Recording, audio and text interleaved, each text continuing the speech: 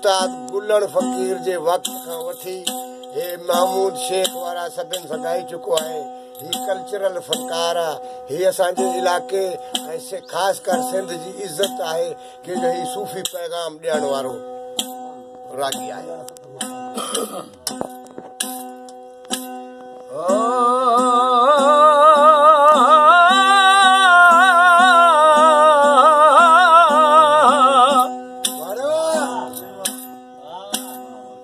नाज़ निवाज़ दी टोल विचूं नाज़ निवाज़ दी टोल विचूं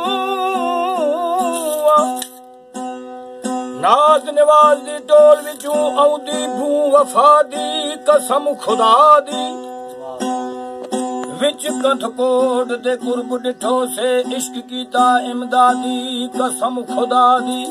वाह दुनिया ते दीदार करामिन दुनिया ते दीदार करामिन आमिन पेरे प्यादी कसम खुदा दी।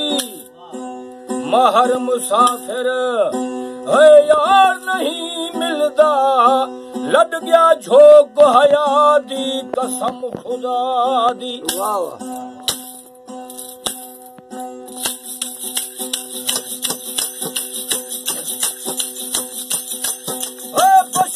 पुरखे छॾे ॾिनो से वेठो रोटी में आया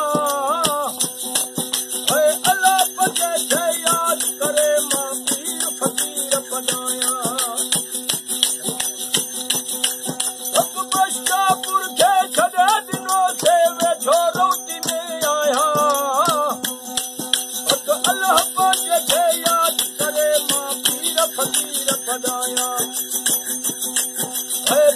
फकीर के सदके जायो पीर फकीर के सदके जायो भैया भला रे भालुआ सदक वञा दादी हटनी तो बख्शने वारो सालुआ सदक वञा दादी हटनी तो बख्शने वारो साल।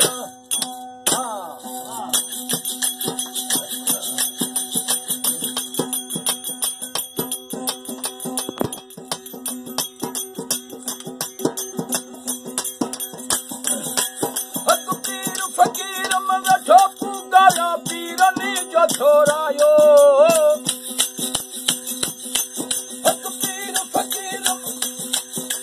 पीर फकीर मगर ठोकू गाला पीरनी जो छोरायो साल भाजी मी जायुस बचड़ो लिखो ओ न आयो